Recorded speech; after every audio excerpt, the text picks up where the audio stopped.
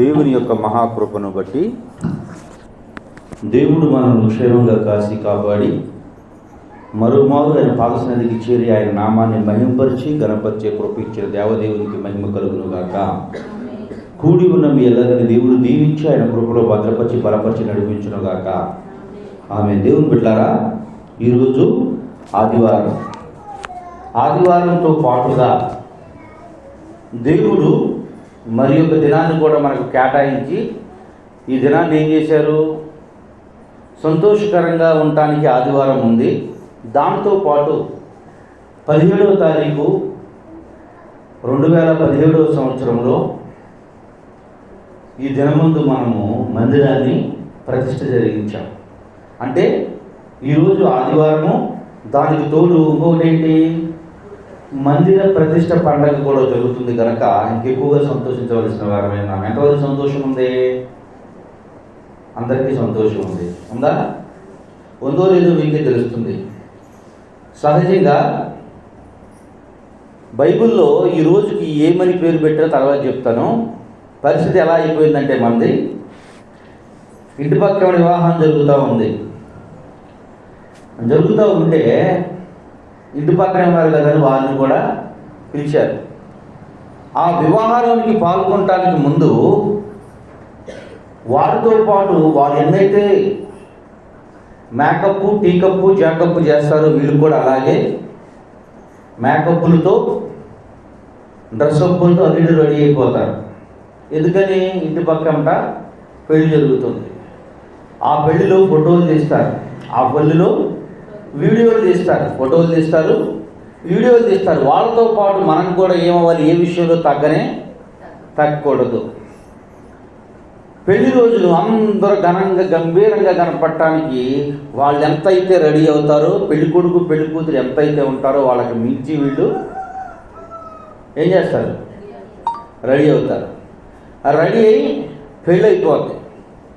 మరుసటి ఏడాది అదే రోజు వస్తుంది. పక్కింటి వాళ్ళు రెడీ అవుతారా? ఎందుకని? పెళ్ళి అప్పుడు ఎవరిదే? ఏడపెళ్ళ. ఏడింట్లో కార్యక్రమం. ఎవరింట్లో కార్యక్రమం? అది ఆడింట్లోది.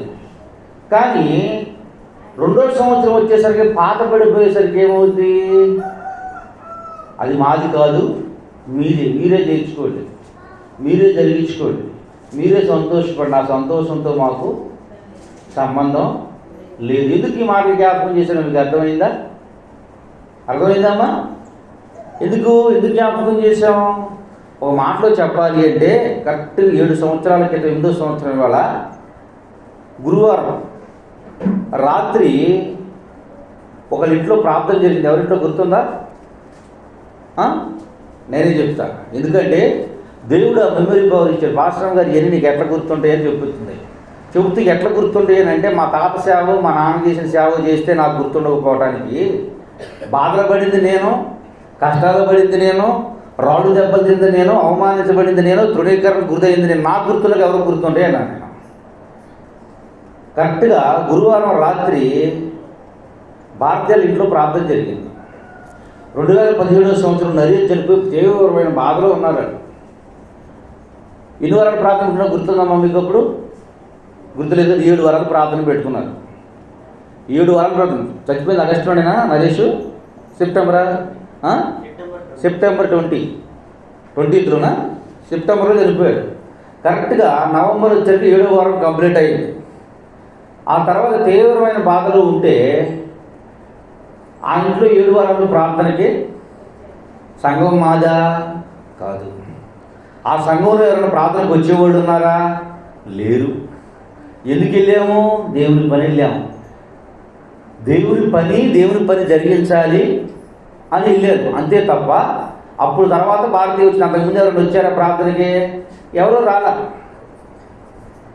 ఇప్పుడు నేను ఎందుకు ఈ మాటలు జ్ఞాపకం చేయాల్సి వస్తుంది అంటే, అదే రోజు కరెక్ట్ 7:30 అప్పుడు వెనకమాల దీని కోసం వెళ్ళారు పాస్టర్ గారును అపర్ణ, మా చెల్లెళ్ళు ఎందుకు వచ్చారు. అప్పుడు వస్తా తీవ్రమైన కడుపులో వచ్చి పడిపోయింది, అక్కడికి వెళ్ళిపోయింది. పాస్టర్ గారిని తీసుకొని వచ్చారు. తీసుకొని వచ్చి డాక్టర్ గారిని తీసుకొచ్చి ఇంజక్షన్ చేయించుకొచ్చి సాంబయ్య వెళ్ళి ఇంటికి తీసుకొచ్చాడు. ఇంజక్షన్ చేయించిన తర్వాత మళ్ళా ప్రార్థనకు వచ్చేసాం మేము.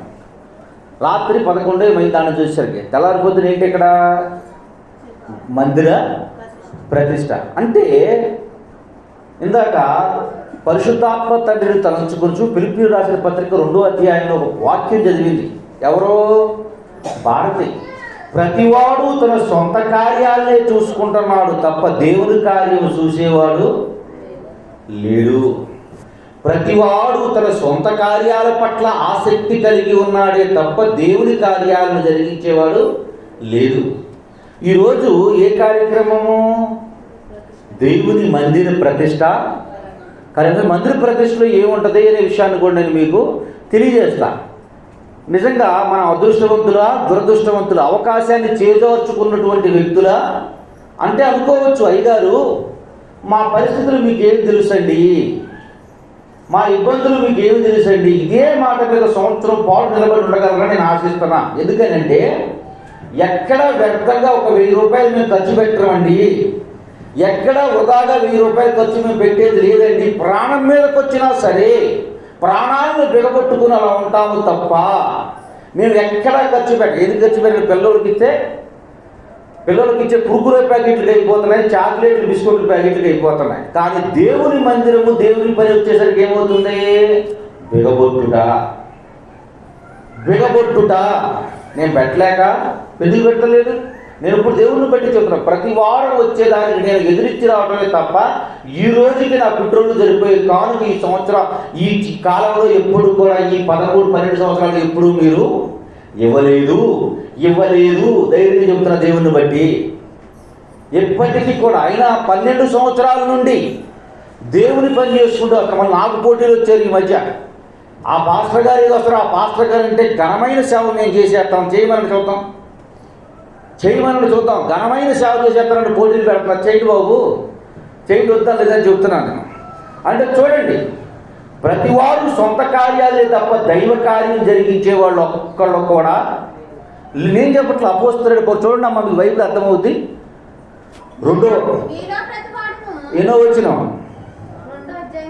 2వ అధ్యాయం 4వ వచనం, మీలో ప్రతివాడును తన సొంత కార్యములను మాత్రమే గాని ఇతర కార్యములను చూడవలెను. ఎవరు చూస్తున్నారు?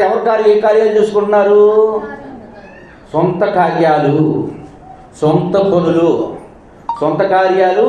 దేవుని బట్టి చెబుతున్న గత 3 వారాల నుండి 10 నిమిషాలు నుంచోలేనటువంటి పరిస్థితి. కాలు విపరీతంగా లాగేస్తుంది. నాకేమైనా జీతం ఇస్తున్నారని చెప్పి వాక్యం చెబుతున్నాను కాదు. దేహంలో ఊపిరినంత వరకు దేవుని పని చెయ్యాలి, దేవుని పని జరిగించాలి. కనీసం నీళ్ళ బకెట్ స్నానానికి పెట్టడానికి కూడా పాస్టర్ గారు పెడుతున్నారు. అర్ధగంట 15 నిమిషాలు, పావు గంట, గంట ఎందుకు నుంచోవాలి? దేవుని పని జరిగించాలి. దేవుని బిడ్డలారా, సహజంగా అంటారు ఎవరింట్లో ఉంటే ఆ లక్షణాలు వస్తాయి, కానీ ఒక్కరికి కూడా లక్షణాలు రావట్లా దేవుని పని పట్ల. చూడండి, ఇక్కడ అంటున్నాడు, ప్రతివాడు తన సొంత కార్యాల నిమిత్తం ఆసక్తి చూపేవాళ్ళే తప్ప దేవుని కార్యాల పట్ల ఆసక్తి చూపేవాళ్ళు లేరు. ఎందుకు ఈ మాటలు చెబుతున్నానంటే, అందరినీ అక్కడి నుంచి సమకూర్చుకొచ్చి ఇక్కడ పండగ రోజున ఆలయ ప్రతిష్ట రోజున ఘనంగా జరిగించారు, గొప్పగా జరిగించారు. దగ్గర మందిరం సగానికి ఎక్కువ నిండిపోయింది. అప్పుడు ఎప్పుడు 2017-18 సంవత్సరాల్లో. ఆ తర్వాత ఏమైపోయింది? ఒక్క మాట మీరు ధైర్యంగా చెప్పగలరా? ఈ 13-12 సంవత్సరాల్లో దేవుని కొరకు మా జీవితంలో ఒక్కరోజు, సంవత్సరంలో ఒక్కరోజు 12 రోజులు మేము ప్రయాసపడి దేవుని పని చేసామని చెప్పగలిగిన ఉన్నారా? చెప్పగలరా? ఎందుకమ్మా శుద్ధి మాటలు, సొల్లు మాటలు జనాన్ని చూసి ఎక్కడ నేను ఉత్సాహం ఇంటికి వచ్చినట్టు చేసే సేవ దేవుడు ఇష్టపడతాడు? అది ఇష్టపడడు. ఎందుకు చెప్తే కఠోరంగా చెప్పే మాటలు అది. ఒక్క ఆత్మను క్రీస్తు వైపుకు నడిపించలేకపోయారు. ఒక్క ఆత్మను వ్యక్తిగతంగా వాళ్ళని వెళ్ళి సమకూరుకొచ్చిన మందిరంలో తీసుకొచ్చిన వాళ్ళని మందిరంలో నడిపించే సావాసం మన దగ్గర, మన సంఘంలో లేదు. గుర్తించండి, అర్థం చేసుకోండి. ఆలయ ప్రతిష్ట పండగ. ఎందుకు ఈ మాట మీతో స్టార్ట్ చేసి నేను చేస్తున్నానంటే, అప్పుడు పండగ రోజున అంత సంతోషం ఉంది. ఆ తర్వాత ఏమైపోయింది? అది మాకు సంబంధించింది కాదు, ఇది మీకు సంబంధించింది. ఎవరికి సంబంధించింది? అది పాస్టర్ గారికి సంబంధించింది. నాటి నుండి నేటి వరకు అమ్మ ఏదైనా కార్యక్రమం చేద్దాడు, ఒకరి మొక్కలు ఒకరికి నేల చూపులు చూడకుండా ఇప్పుడు కానీ ఉన్నారమ్మా? ఏంటి భక్తి? ఏం నేర్చుకునే భక్తి? ఏమర్థమవుతుంది భక్తి? ఒక్కసారి బయటికి వెళ్ళి చూడండి.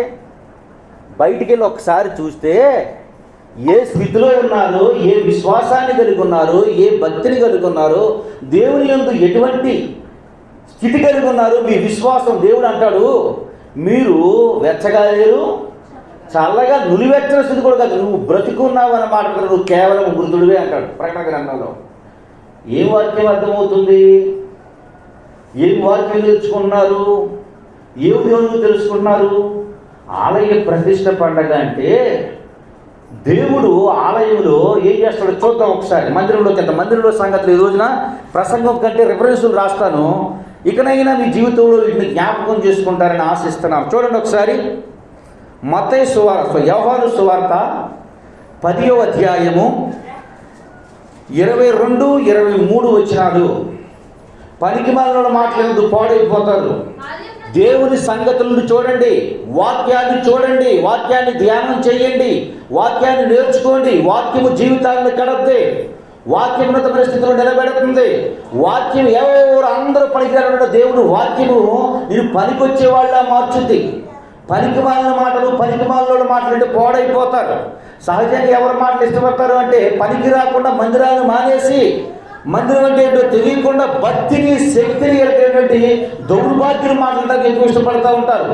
దేవుని వాక్యము సజీవమైన రెండంచులు గల వాడి అయిన కట్టము, భూమి ఆకాశము గతించును కానీ నా మాటలు గతించవని సెలవిచ్చినటువంటి మాట, దేవుడు చెబుతున్నటువంటి మాట సజీవమైంది. సజీవమైందంటే అర్థమేంటి?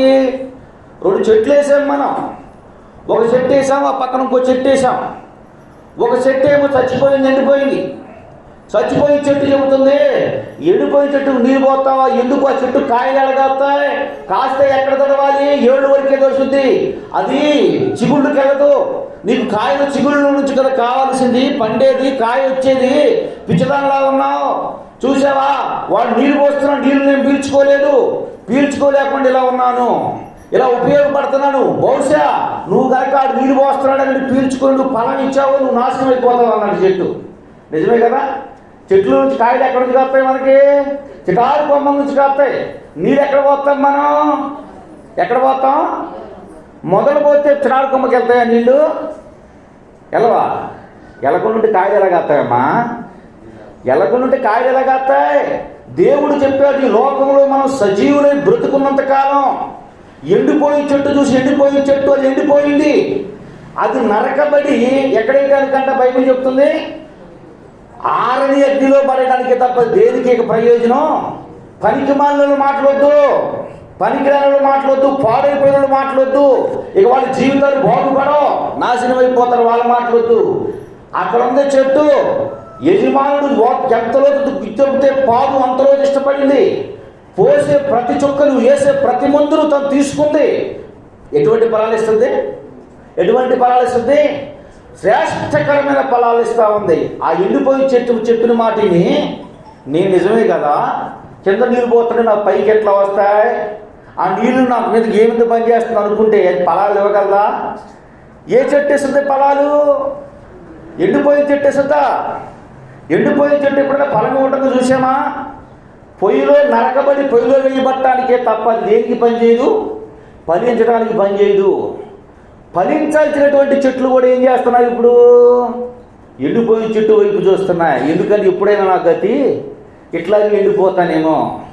కొంతమంది మా భక్తి, మా జీవితం, దేవుడు చెప్పేది ఫ్యూచర్ని కాదు, జరిగిపోయిన సంగతులను కాదు. ప్రజెంట్ ఏంటి? ప్రజెంట్ నీ భక్తి ఏంటి? ప్రజెంట్ నీ విశ్వాసం ఏంటి? ప్రజెంట్ నీ పరిస్థితి ఏంటి? ఎలా ఉన్నావు చూడమని యేసయ్య చెప్తున్నాడు. అంతే తప్ప చెట్టు ఎప్పుడో కాయలు కాసిందంట, ఇప్పుడు నీళ్ళు తీసుకోవడం మానేసిందంట, వాటర్ మీద అది ఎదురు తిరిగి సచ్చేస్తానని చెప్పి ప్రయాసపడిందంట.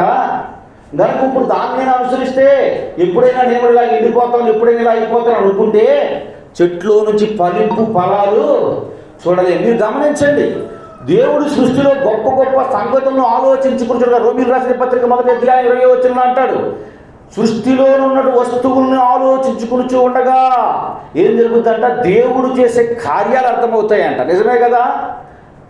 మొదలేమో నీరు పీల్చుకుంటుంది, చిటారు కొమ్మలనేమో ఫలాలని ఇస్తుంది. భూలోకం మీద నువ్వు చేయవలసిన పని చిటారు కొమ్మకు నీళ్ళు పోస్తావా? ఎక్కడ పోస్తావు? ఏళ్ళకి పోయాలి. నువ్వు పరలోకంలోకి వెళ్ళిన తర్వాత నా స్థానంలో పరలోకంలో పని చేస్తానంటే కుదరదు. పొల్లు ఊడిపోయిన తర్వాత చేస్తానంటే కుదరదు. డబ్బులు వచ్చిన తర్వాత చేస్తానంటే కుదరదు. ఆరోగ్యం ఉన్నప్పుడు చేస్తానంటే కుదరదు. శక్తి ఉన్నప్పుడు చేస్తానంటే కుదరదు. దేవుడు చెప్పాడు, లే, నీవు ఏ స్థితిలో పడితే నువ్వు జ్ఞాపకం చేసుకుని నీ శక్తి ఎంతో నువ్వు ప్రారంభించు. దేవుడు ఏం చెప్పాడు? కొంచెంలో నమ్మకంగా ఉండువాడు కొంచెంలోనే నమ్మకత్వాన్ని కోల్పోతూ ఉంటే అధికం మీద నీకు అధికారం ఎవడిస్తాడు? చిన్న తాళాలే పగలగొడితే దొంగవైతే పెద్ద తాళాలు ఏం చేస్తావు నువ్వు? పెద్ద తాళాలు కూడా పగలగొట్టే శక్తి వస్తుంది కదా. చిన్న విషయాలను నమ్మకత్వం లేకుండా పెద్ద విషయాలు నమ్మకత్వం ఎలా ఇస్తాడు దేవుడు నీకు? చిన్న విషయాల్లోనే అవిశ్వాసగా ఉంటే పెద్ద విషయాల మీద ఏమి విశ్వాసంలో కనబడుకుంటావు? మనుషులకు కాదు భయపడవలసింది, మనుషుల మెప్పు కాదు మనం కోరుకోవాల్సింది. ఎవరి మెప్పు? ఎవరి మెప్పు? మనుషుల మెప్పు కోరుతూ నీ బొట్టుకి ఇక్కడే ఎదిగిపోతాయి. మనుషుల చేత మంచి వారిని అనిపించుకుంటారని బైబిల్ చెప్తుంది. కానీ వారి లోపల ఎటువంటి వారంట? ఎటువంటి వారంట? ఎటువంటి వారంటారమ్మ? లోపల అజేంద్రియముతో, కల్ముషత్వముతో, కపటంతో. ఒక మాటలో చెప్పాడు దేవుడు ఎట్లా ఉంటారు వాళ్ళు అని అంటే, సమాధికి పైన కట్టి దాని మీద ఏం వేస్తారంట? చక్కటి రాళ్ళు. లోపల ఏముంటాయంట? లోపల వాటిలో ఎముకలు కుళ్ళిపోయి ఉంటాయంట. దేవుని బిడ్డలారా, యేసయ్య చెప్పేది అదే, యేసయ్య తెలియజేసేది అదే. మనుషుల చేత మంచోడు అనిపించుకోవద్దు, దేవుని చేత మంచోడు. దేవుడు మంచోడు అంటే మనిషి ఏ మనిషి నిన్ను ఎప్పుడు వాళ్ళ నోటితో చెడ్డను అదే నోరు నిన్ను రేపొద్దున ఏం చేస్తుంది? మంచోడు అంటారు. చూడండి, ఇప్పుడు దేవుని వాక్యంలోకి వెళ్దాం. యోహాను సువార్త 10వ అధ్యాయము, ఆలయ ప్రతిష్ఠ పండగ యెరూషలేములో జరుగుచుండెను. అది శీతాకాలము. అప్పుడు యేసు దేవాలయములో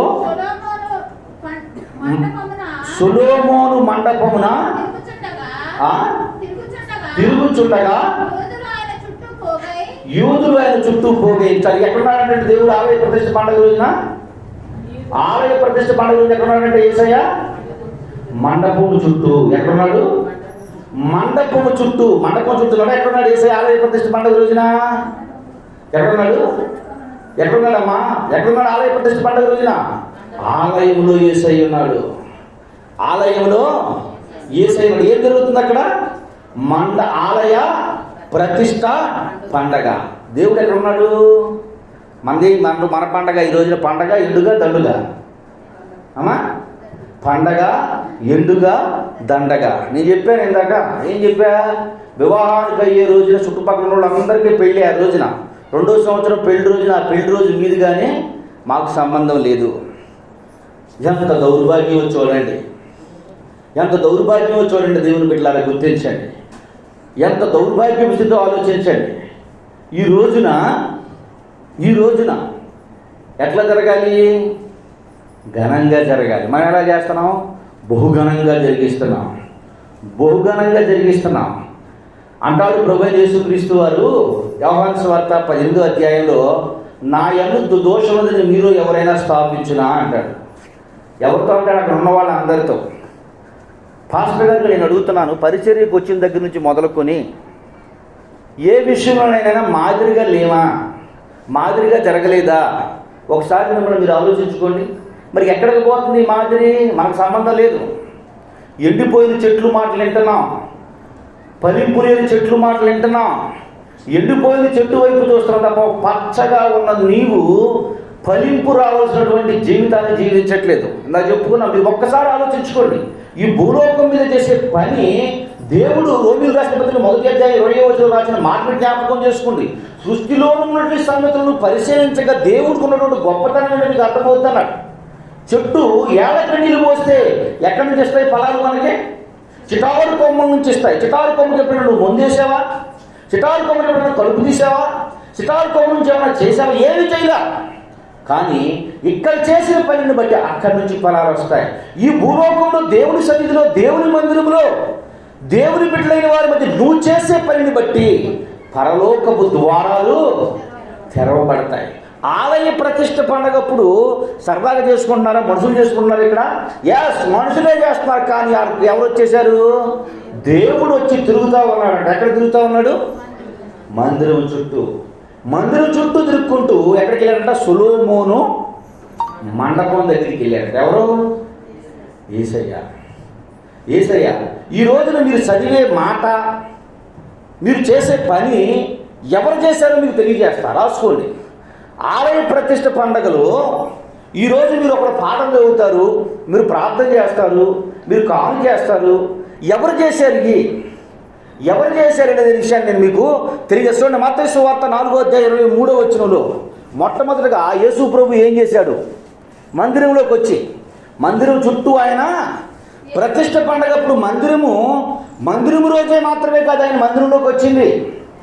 ఏమా, మందిరం ఓపెనింగ్ చేసే రోజు మాత్రమే కాదు వచ్చింది, ప్రతిష్ఠ పండగ చేసే రోజు కూడా యేసయ్య మందిరంలోనికి వచ్చాడు. మత్తయి సువార్త 4:23 యేసు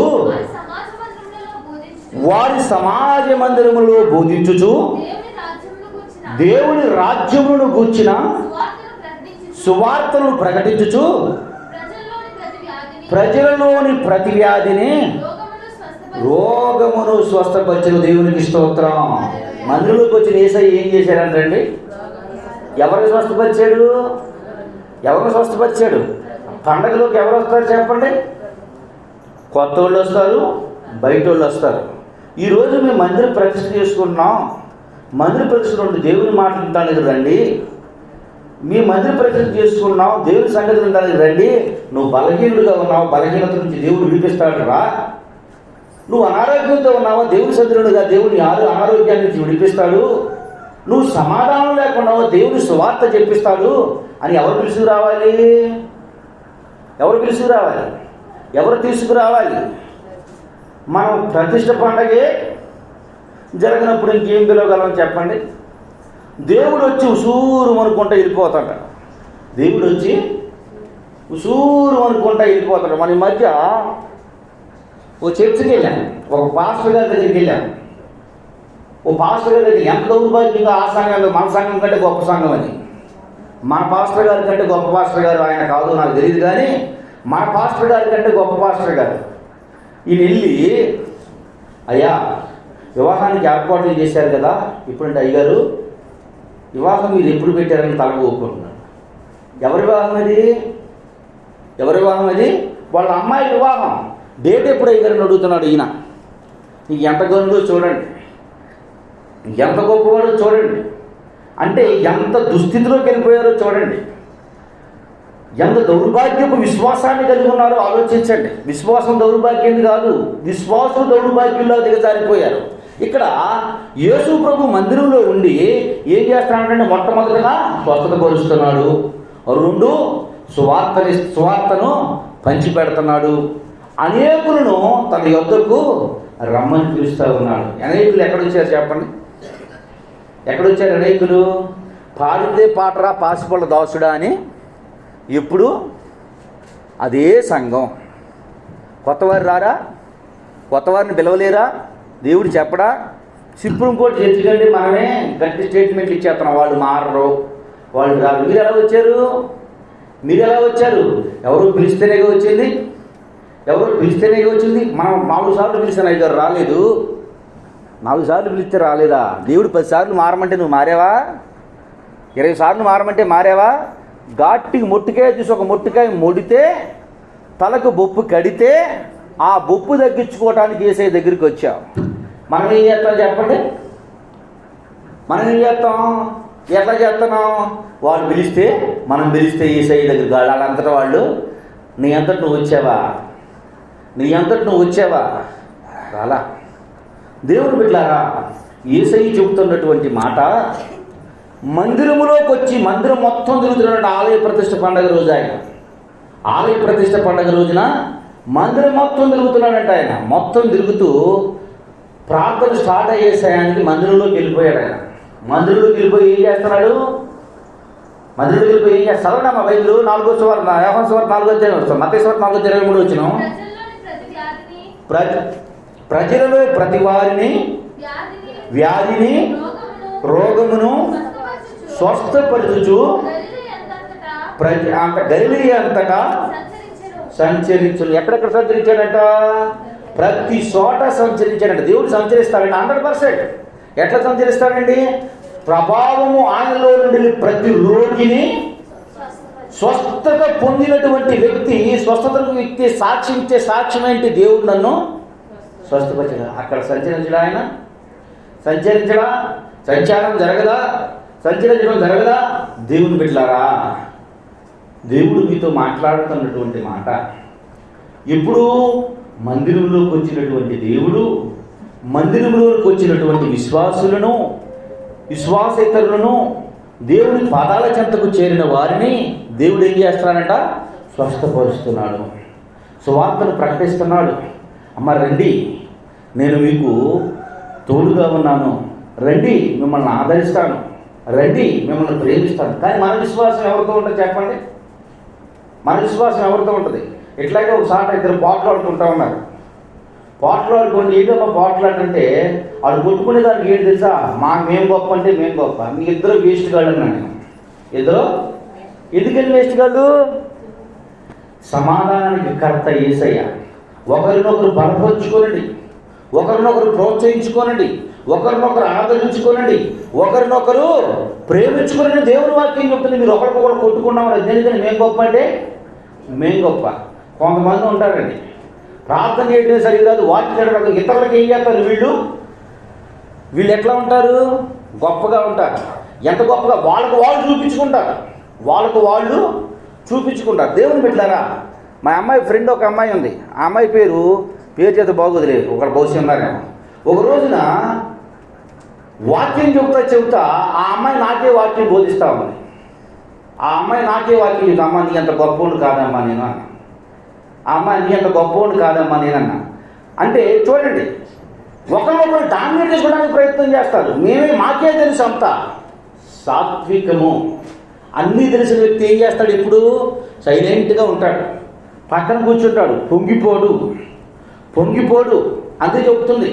ఏం చెప్తుంది? దేవుడు ప్రేమ స్వరూపి. ప్రేమ గురించి కొరింథీ పత్రిక 13వ అధ్యాయంలో చెబుతుంది. అది ఉప్పొంగదంట, అమర్యాదగా నడవదు, ఇతరులకు హాని కలగజేయదు. దేవుడు కూడా అట్టి ప్రేమ కలిగినటువంటి దేవుడు చెబుతున్నటువంటి మాట, అట్టి ప్రేమ కలిగిన దేవుడు తెలియజేస్తున్నటువంటి మాట. నేను మందిరంలో ఉన్నాను, మందిరంలోకి వచ్చిన ప్రతి వారిని నేను ఏం చేస్తాను? స్వస్థపరుస్తాను. అసమాధానంతో వచ్చిన వారికి సమాధానాన్ని తెలియజేస్తాను. తర్వాత చూసుకుందాం, లోకాసు వార్త 4వ అధ్యాయం 16వ వచనం. యేసు ప్రభు ఏం చేశాడు? తరువాత ఆయన తాను పెరిగిన నజరేతుకు వచ్చెను.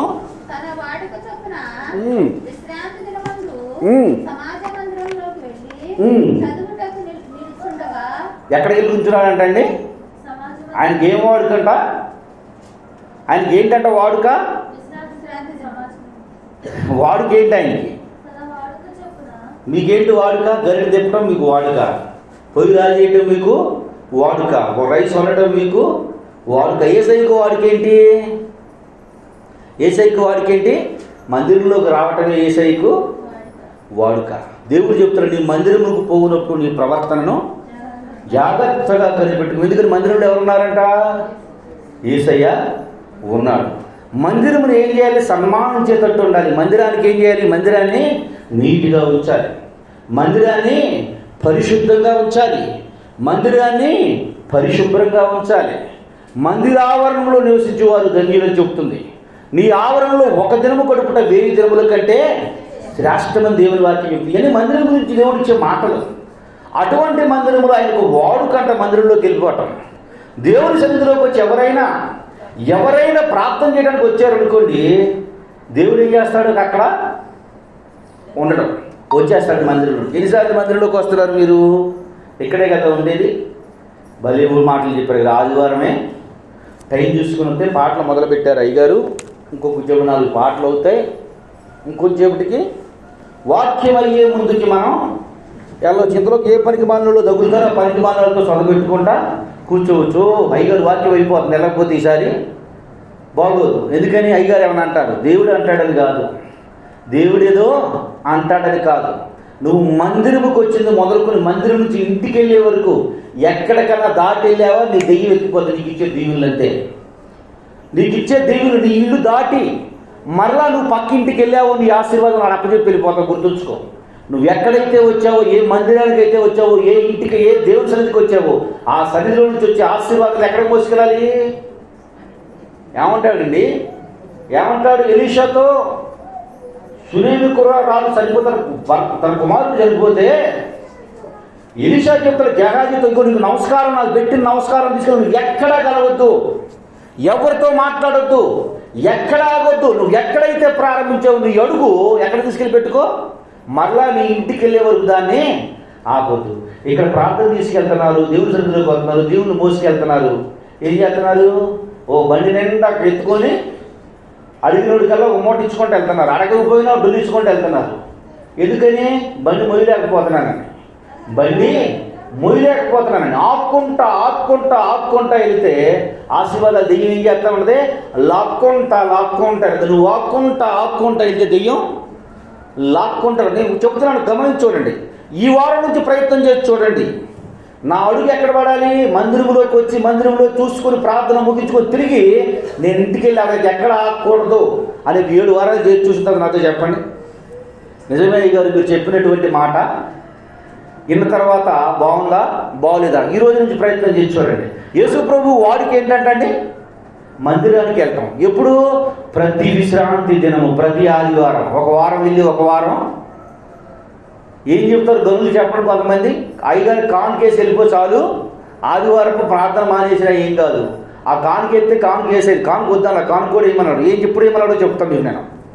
యేసు ప్రభు వాడికి ఏంటంట, నేను బైబిల్ మొత్తం చదివేసి అయ్యగారు నాకేం చెప్తాడు అనుకున్నాడా? యేసు ప్రభుకి ఎవరేం చెప్తారని వాక్యం మందిరంలోకి వెళ్ళాడు ఆయన? యేసు ప్రభుకి తెలియని జ్ఞానమా? యేసు ప్రభుకు లేని జ్ఞానమా? యేసు ప్రభు కంటే మర్మమైన సంగతులు పాస్టర్ గారు చెప్తారనా? కానీ ఎందుకు వెళ్ళాడు మందిరానికి ఆయన? ప్రజలకు మాదిరిగా ఉంటాను.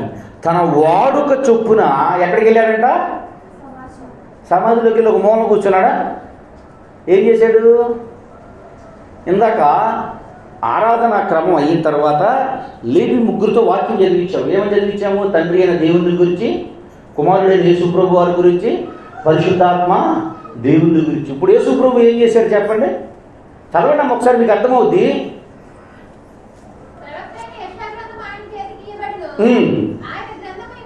గ్రంథం విప్పగా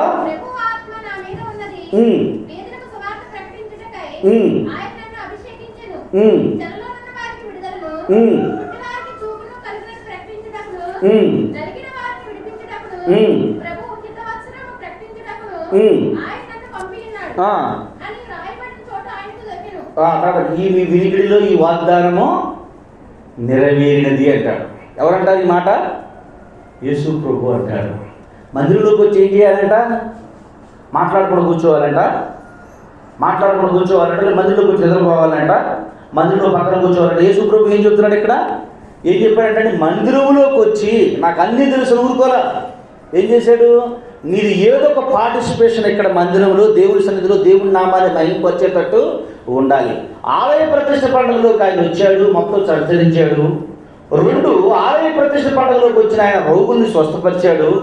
2 ఆలయ ప్రతిష్ఠ పండుగలోకి వచ్చినటువంటి దేవుడు మందిరంలో వాడుక చొప్పున వచ్చేసి మందిరంలో బైబిల్ గ్రంథం ఉన్నటువంటి సంగతులు ఏం చేశాడంట? ఆయన చదివాడు, వాక్యాన్ని చదివాడు, వాక్యాన్ని చదివి వినిపించాడు. దేవుని బిడ్డలారా, మీరు కూడా ఏం చేశారు? దేవుని వాక్యాన్ని చదివి వినిపించారు, చదివి వాక్యాన్ని వినిపించారు. 3వది కూడా చూసుకుందాం.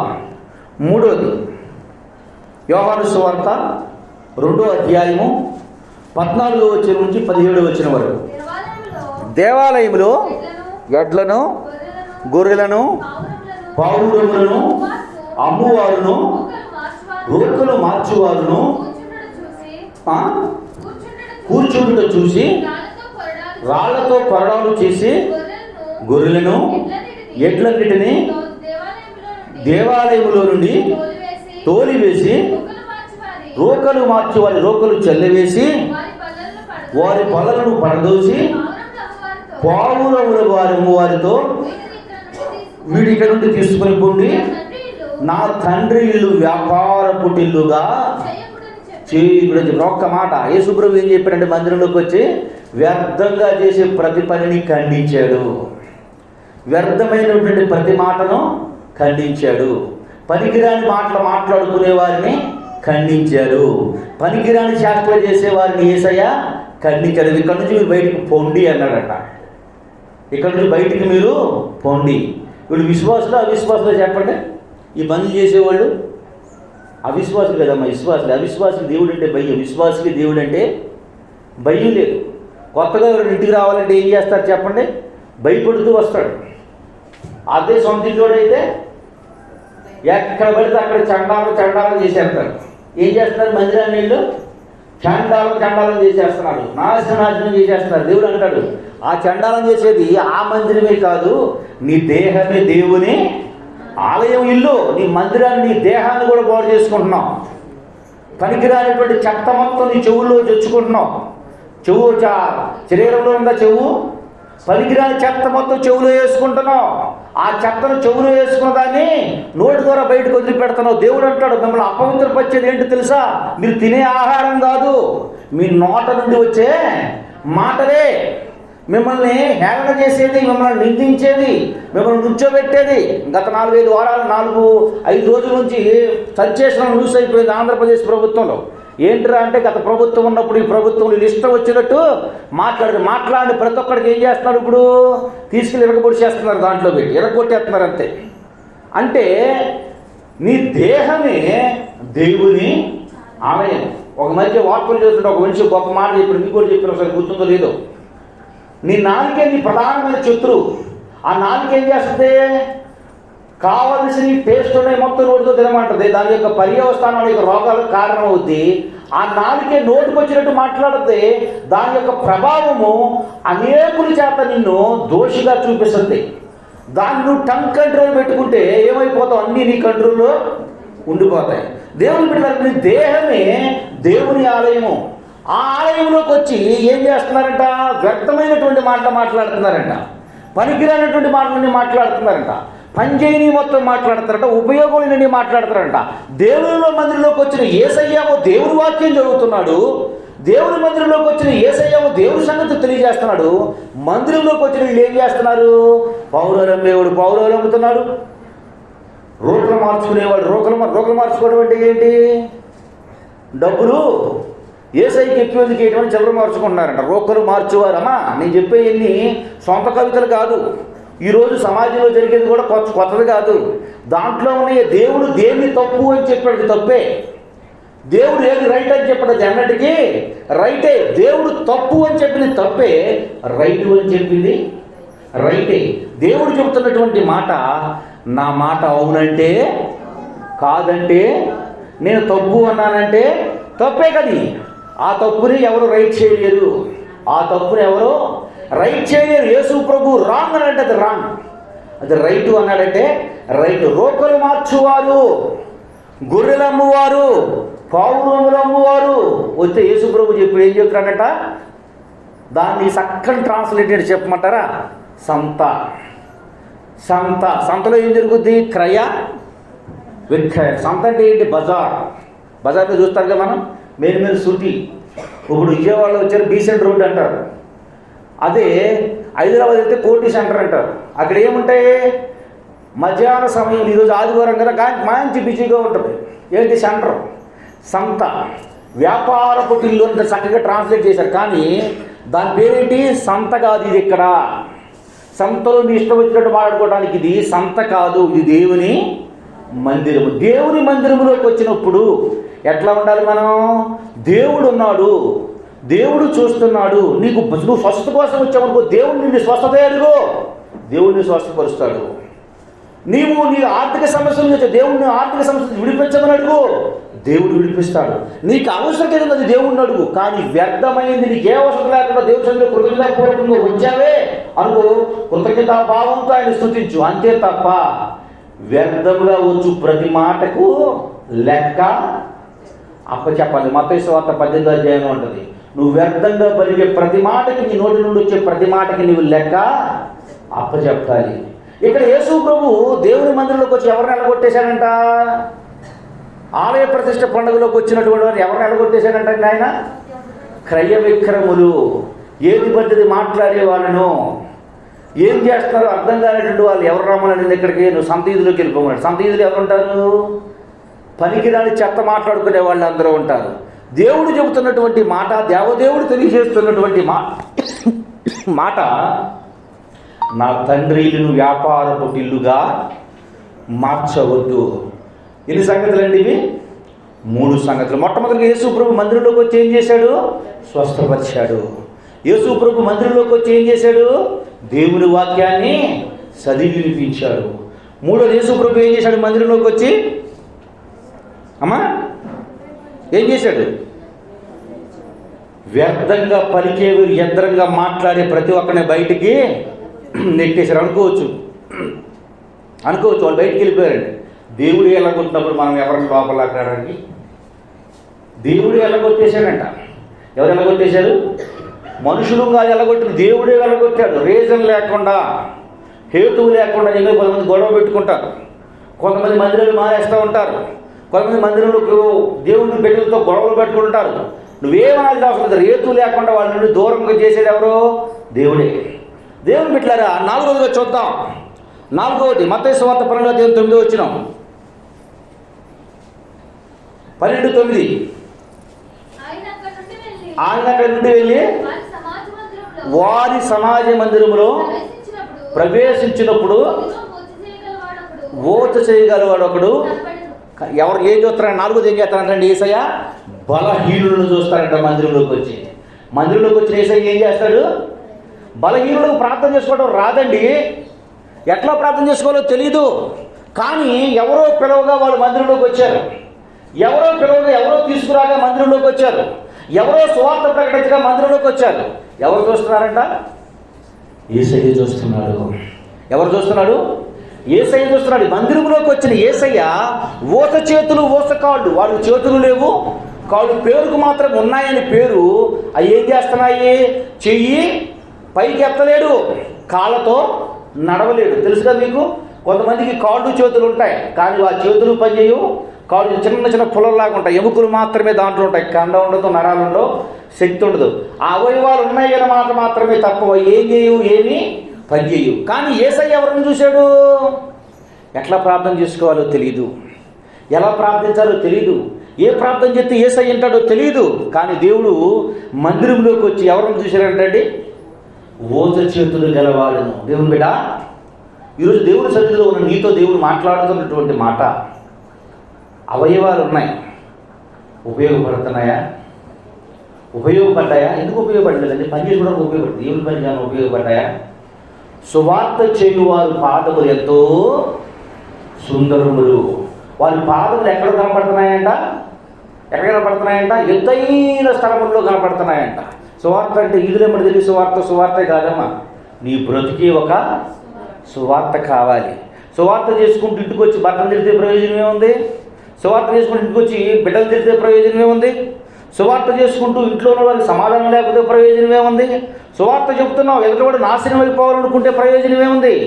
నీ క్రియలు అంటాడు. ఏమంటాడు ప్రకటన గ్రంథంలో? నీ క్రియలు నేను ఎరుగుదును. నీవు నీ క్రియలు నేను ఎరుగుదుము. నీవు సాతాను సమాజం మధ్య నివాసం ఉంచినప్పటికీ నీ విశ్వాసాన్ని నీవు వదులుకోలా. వాళ్ళు నిన్ను హింసిస్తున్నప్పటికీ నువ్వు వదులుకోలేదు, వాళ్ళు నిన్ను ద్వేషిస్తున్నప్పటికీ నువ్వు వదులుకోలేదు. అదే విశ్వాసాన్ని కలిగి ఉన్నావు. నీ క్రియలే నీ సువార్తను చెబుతున్నాయి, నీ బ్రతుకే నీ సువార్తను చెబుతున్నాయి. దేవుని బిడ్డ, దేవుడు అంటున్నటువంటి మాట, అవయవాలన్నీ ఉన్నాయి, కానీ ఏ అవయవము దేవునికి ఉపయోగపడింది లేదు. దేవుడు మందిరం లేదా? మీకు పెద్ద మందిరం ఉందని చెబుతున్నాం. సంఘం లేదా మీకు? చిన్న సంఘం ఉందని చెప్తున్నాం. మందిరం పెద్దగా ఉంది కానీ ఆ మందిరంలో ఏం చేస్తున్నా? ఎట్లా ఉంది? కిటికీలు ఊడిపోతున్నాయి అంటే చెబుతున్నా. మందిరం ఉంది, ఫ్లోర్ పగిలిపోతుంది, జనం ఎక్కువయ్యా, నీళ్ళు తలుపు తక్కువై, కిటికీలు రాలిపోతున్నాయి, జనం ఫ్లోటింగ్ ఎక్కువయ్యా, కాదు గాలి పడిపోతున్నాయి. అంటే వాడుకొని దేవుని పనులు ఉపయోగపడి అరిగిపోతే పనలేదు కానీ తుప్పు పట్టి నాశనం అయిపోతే ప్రయోజనం ఉండదు. దేవుని బిడ్డలారా, యేసయ్య మందిరంలోకి వచ్చి ఎవరు బలహీనులో, ఎవరు ఏ బలహీనతలతో వచ్చారో, ఎవరు ఎటువంటి బలహీనతలు కలిగి ఉన్నారు. కొన్ని చెప్పుకునే బలహీనతలు ఉంటాయి, కొన్ని చెప్పుకునేటువంటి బలహీనతలు ఉంటాయి. కొంతమందికి చెప్పడం బాగా వస్తుంది, కొంతమందికి చెప్పడం రాదు.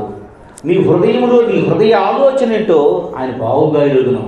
మందిరంలోకి వచ్చిన దేవుడు ఊత చేతులు గలవాడు తన స్థితిని చూసి చెప్పుకునే స్థితిలో ఉంటే దేశప్రభు ఏం చేసినట్టు ఆ ఊత చేతులు గల వారిని చూసి పిలిచి వానికి చేతులు ఇచ్చినట్టు దైవ గ్రంథమందు మనం చూడగలం. 4 సంగతులు. మొదటి సంగతి ఏంటండి? స్వస్థపరిచాడు మందిరంలోకి వచ్చి. రెండోది, ఇప్పుడు నేను మందిరంలో నుండి చేశాడని మందిరం బయట చేశాడు ఈ కార్యాలు.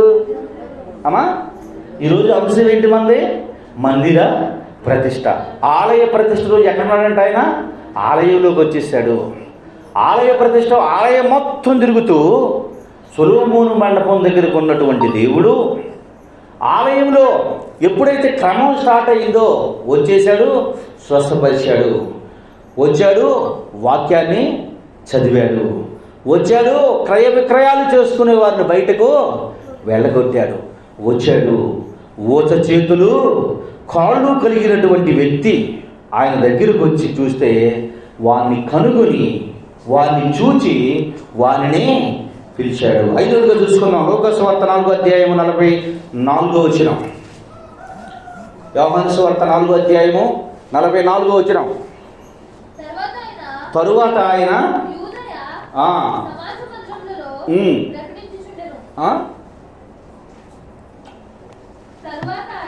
ఏం చేస్తున్నాడంటమ్మా? ప్రకటన చేస్తున్నాడు. ఏం ప్రకటన చేస్తున్నాడు? మనం ఏమంటాం? ప్రార్థన ఆదివారం మొత్తం అయిపోయిన తర్వాత ప్రకటనలు ఏమైనా ఉన్నాయా అంటామా? అమ్మా, వాక్యం చదివిస్తామా, చదివించమా? ప్రకటనలు ఉన్నాయా? యేసు ప్రభు ఏం చేశాడు? అయ్యగారు నాకు ఏమైనా వాక్యం ఇస్తున్నారా? నాకేమైనా వాక్యం ఇస్తున్నారా? నేను వాక్యం చెప్పడానికి ప్రకటన చేయటం కూడా దేవుని పని చేయటమే. దేవుని బిడ్డలారా, దేవుడి పని ఇచ్చిన పనిలో నమ్మకంగా ఉంటే ఎంత గొప్ప ఆధిక్యతో, ఆ పనిని వదులుకోవటం ఎంత దౌర్భాగ్యమో, ఆ పని యందు నమ్మకంగా ఉండకపోవటం ఎంత దౌర్భాగ్యమో, ఆ ఇచ్చిన పని యందు క్రమం లేకపోవటం ఎంత దౌర్భాగ్యమో గమనించండి. యేసయ్య మందిరంలోకి వచ్చి పనులన్నీ పూర్తయిపోయిన తర్వాత ప్రకటన చేస్తున్నాడు. ఏమని ప్రకటన చేస్తున్నాడంటండి? మీకెవరికైనా స్వస్థత కావాలా? మీకెవరికైనా బలహీనలై ఉన్నారా? మీకేమైనా డబ్బులు కావాలా? అడుగుతున్నాడా? అడిగే ఉంటాడు. డబ్బులు ఎవరికైనా కావాలా? మీకేమైనా జబ్బులు ఉన్నాయా? ప్రకటన చేస్తున్నాడు. 2 ప్రకటనలు ఎటువంటి ప్రకటనలు ఉంటాయి? ఒకటి ఆ ప్రకటన. రెండో ప్రకటన ఏంటి? ఇదిగో మనకి ఇన్ని అక్కర్లు ఉన్నాయి, ఇదిగో మనకి ఇన్ని అవసరతలు ఉన్నాయి, ఇదిగో మనకి ఇది కావాలి, ఇదిగో మనం ఇది ఇవ్వాలి. ఎవరు చెప్తున్నారు ఈ ప్రకటనలు? చెప్పేది ఎవరు? ప్రభు అయిన యేసుక్రీస్తు వారు ప్రకటించాడు. యేసు ప్రభు మందిరంలోకి వచ్చాడు. యేసు ప్రభు బోధించాడు. యేసు ప్రభు స్వస్థపరిచాడు. యేసయ్య క్రయ విక్రయం చేసి వారిని ఎల్లగొట్టాడు. యేసయ్య. దేవుని బిడ్డలారా, చివరిగా ఆయన ఇంకా 2 సంగతులు ఉన్నాయి. 2 సంగతులు నేను చెప్పిన ప్రసంగాన్ని నేను ముగించేస్తాను. 6వదిగా చూద్దాం. 6వది లూకా సువార్త 2వ అధ్యాయము 24వ వచనం. లూకా సువార్త 2వ అధ్యాయం 24వ వచనం. మోషే ధర్మశాస్త్రము చొప్పున వాడు తమను శుద్ధి చేసుకును దినములు గడిచినప్పుడు ప్రతి తొలిచూలు మగపిల్ల ప్రభువునకు ప్రతిష్ట చేయబడవలెను. అని ప్రభువు ధర్మశాస్త్రమందు రాయబడినట్లు ఆయనను ప్రభువుకు ప్రతిష్ఠించుటకును ప్రభు ధర్మశాస్త్రమందు చెప్పబడినట్లు గొవ్వల జతనైనను బలిగా సమర్పించుకున్నటకు వారు ఆయన యెరూషలేమునకు తీసుకొని ఈ దేవునికి స్తోత్రం. యేసు ప్రభు ఏం చేశాడంటే స్వయంగా కానుక ఇచ్చాడు. ఎవరి లెక్క ప్రకారం ఇచ్చాడు? ఎవరి లెక్క ప్రకారం కానుక ఇచ్చాడు? ధర్మశాస్త్రము లెక్క ప్రకారం. ధర్మశాస్త్రం ఏం చెబుతుంది? నా మందిరములో ఆహారం వండునట్లు మీ 10వ భాగం నా సన్నిధికి తీసుకొని రండి. పక్కనోడు వచ్చి చెప్తాడు, ఏం చెప్తే పాస్టర్ గారికి పడుతుంది, మనం 10వ. నువ్వు పాస్టర్ గారికి ఇస్తే పోడైపోతావు. ఎవరికి ఇస్తే బాగుపడతావు? దేవుడికి ఇస్తే బాగుపడతావు. పాస్టర్ గారికి ఇస్తే ఎందుకు మనకి రాకుండా పనికిమాలిన వ్యక్తిలా బ్రతుకుతావు. పనికిమాలిన వ్యక్తిలా బ్రతుకుతావు. గుర్తించండి, యేసు ప్రభు దేని ప్రకారం ఫాలో అయ్యాడంటండి? ఎవరిని ఫాలో అయ్యాడు? ధర్మశాస్త్రాన్ని ఫాలో. ధర్మశాస్త్రం ప్రకారముగా దేవుని గ్రంథమందుల సంగతుల ప్రకారంగా యేసు ప్రభు కానుక తీసుకోవటమే కాదు, యేసు ప్రభు కూడా ఏం చేశాడంట? అర్థమవుతున్న మాట మీకు? యేసు ప్రభు కానుక తీసుకోవటమే కాదు, యేసు ప్రభు కూడా ఏం చేశాడు? కానుక ఇచ్చాడు. యేసు ప్రభు కానుక ఇవ్వాలా? యేసు ప్రభు కానుక ఇవ్వకపోతే, యేసు ప్రభువే కనుక కానుక ఇవ్వకపోతే మనం ఎవరం బతకలేం. అవునా కాదా? యేసు ప్రభు కానుకను బట్టే మనం అందరం క్షేమంగా ఉన్నాం. తెలుసా మీకు? ఆయనే ఒక కానుక. ఆయన ముందు కానుకలు ఇచ్చాడు, తర్వాత ఆయనే కానుకై వచ్చాడు. ఏం చేశాడు ఆయన కానుక? సమస్తము, సృష్టిలో ఉన్న సమస్తము నీకు నాకు ఆయన కానుకగా ఇచ్చాడు. ఈ కానుకలన్నిటికంటే గొప్ప కానుక తనను తానే కానుకగా ఇచ్చుకున్నాడు. ఎక్కడ జరిగింది ఇదంతా? దేవుని మందిరములోనికి వచ్చి ధర్మశాస్త్రానుసారముగా. నీ తెలివి నీ ఇష్టం ఏమీ లేదు. మందిరంలోకి వచ్చినప్పుడు ఎవరి కంట్రోల్లోకి వెళ్ళిపోవాలి నువ్వు?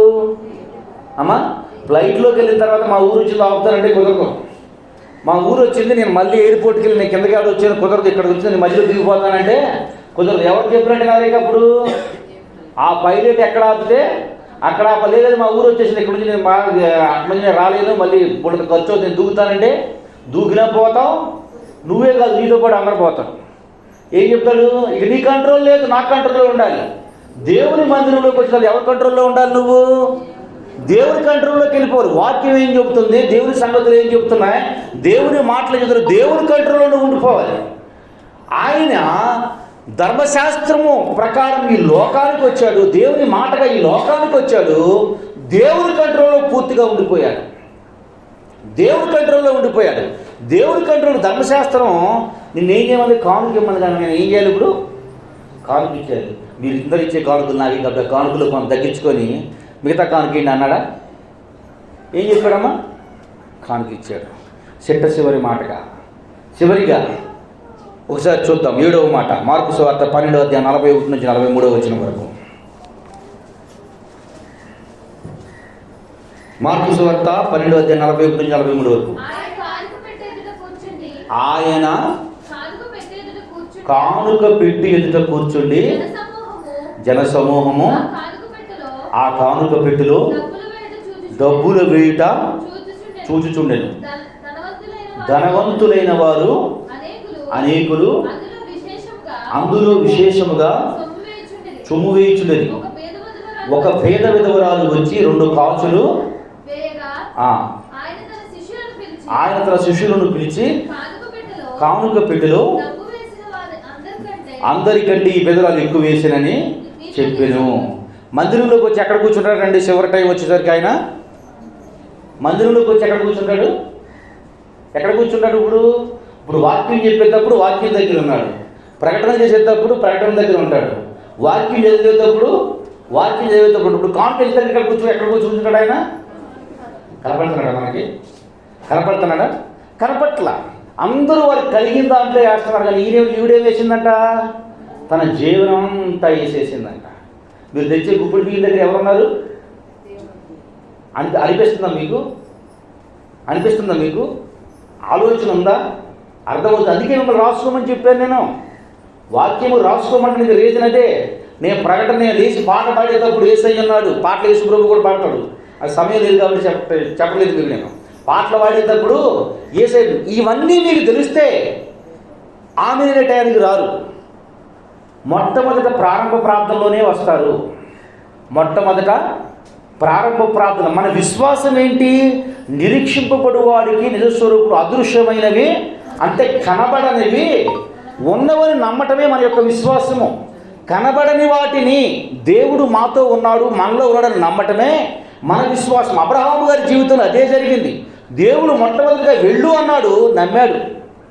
తర్వాత శ్రమ కలిగిన దిన ముందు గుడారం వేసుకొని చూస్తూ కూర్చొని ఉంటే దేవుడు ఆ యొక్క వెళ్ళమని చెప్పిన దేవుడుగా కాక మనిషిగా కనపడ్డాడు, నమ్మాడు.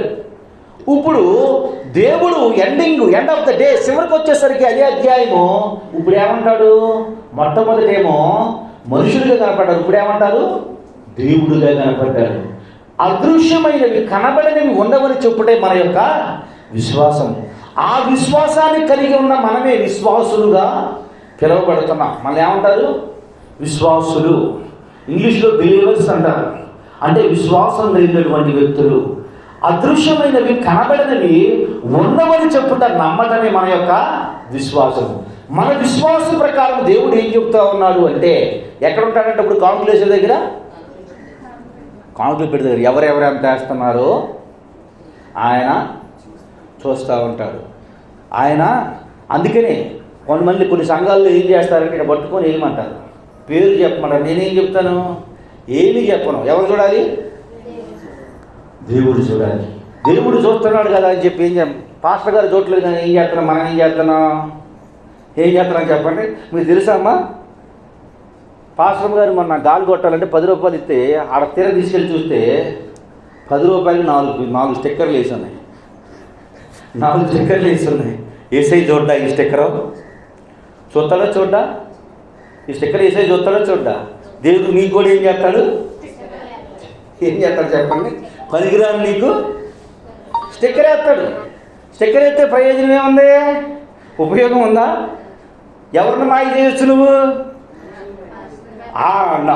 సేమ్ ఇదే మాట అన్నాడమ్మా, ఇదే మాట అన్నాడు. ఏమన్నాడు తెలుసా? ఏంటి నన్ను మాయ చేద్దాం అనుకున్నావు? తెలుసు అనుకోండి, నేను నిన్ను మాయ చేయడం ఏంటంటే ఒకసారి 10 రూపాయలు చూసుకున్నావా అన్నాడు.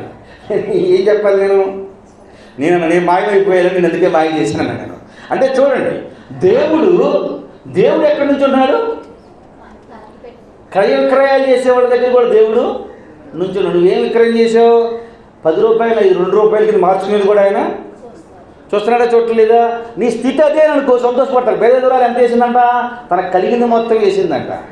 చాక్లెట్లు ఏమో 50 రూపాయలు కొంటున్నాం, కానుకాడికి వచ్చేసరికి 50 రూపాయలు మార్చి 50 రూపాయలు మార్చి 10 5 పిల్లలు తీసుకుంటున్నాం, వేస్తా ఉన్నాం. వేసే చోట 10 ఎకరాలు భూమి ఇచ్చి నీకు వ్యవసాయం చేసుకోరా బాబు, నీకు ఉచితంగా ఇచ్చాను అంటే ఒక 2 కేజీలు రైస్ ఒడ్లు చూసుకుని 10 ఎకరాలు తెస్తే ఎంత పంట కోస్తావు?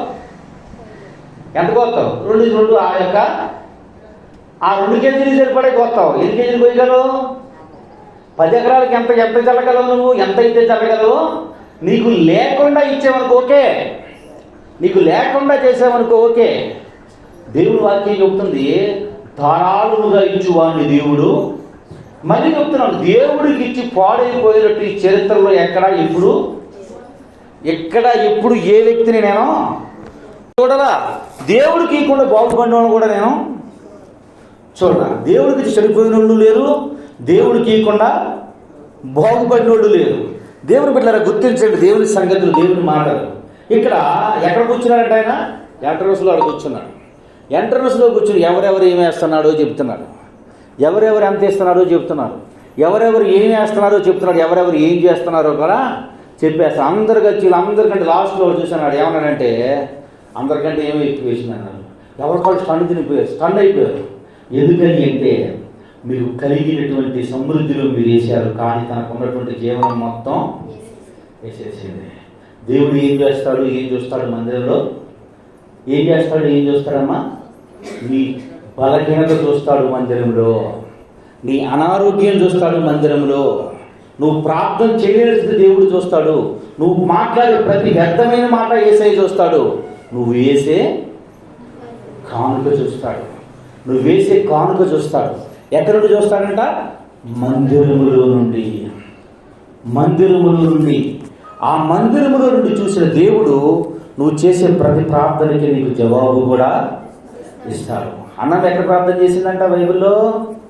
అన్నం ఎక్కడ చేసింది ప్రార్థన? మీరు ఇంటి కింద చదువుకుంటే మొదటి సమయాల గ్రంథం 2వ అధ్యాయంలో ఉంటుంది. ఎక్కడ చేసిందంట ప్రార్థన? దేవుని మందిరంలోకి వెళ్ళి ప్రార్థన చేసిందంట. అంతకుముందు అనేక సార్లు భర్త ముందు ఏడ్చింది, బంధువుల ముందు ఏడ్చింది, స్నేహితుల ముందు ఏడ్చింది, అనేకుల ముందు ఏడ్చింది. ప్రయోజనం ఉందా? రావాల్సిన ఆశీర్వాదం వచ్చిందా? రావాల్సిన దీవెని పొందుకుందా? తనకు విడిపించబడినటువంటి తన మీద పడినటువంటి ఆ యొక్క గొడ్రాలని నిందను పోగొట్టుకోగలిగిందా? లేదు. ఎక్కడ పోయింది? మందిరంలోకి వచ్చి ఎట్లా పోగొట్టుకుందండి?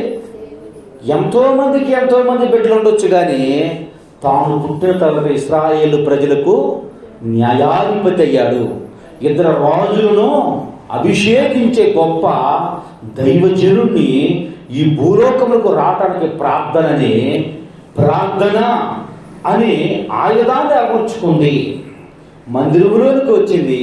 సమూయేలు గారు లాంటి గొప్ప ప్రవక్తకు జన్మను ఇచ్చింది. దేవుని బిడ్డలారా, మందిరాన్ని సన్మానించాలి, మందిరాన్ని పరిశుద్ధపరచాలి, మందిరాన్ని ప్రతిష్ఠించుకోవాలి, మందిరాన్ని ఘనపరచాలి. మందిరానికి పోయినప్పుడు నీ హృదయాన్ని జాగ్రత్తగా చూసుకోవాలి. మందిరానికి అనేకులను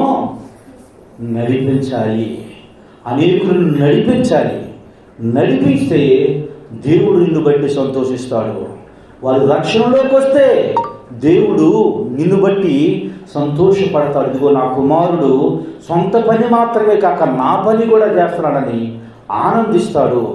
కనుక మందిర ప్రతిష్ట పండగ ఘనంగా జరుపుకున్నామా? ఘనంగా జరుపుకోలేదా? జరుపుకోగలిగామా? జరుపుకోలేకపోయామా? జరుపుకోలేదా?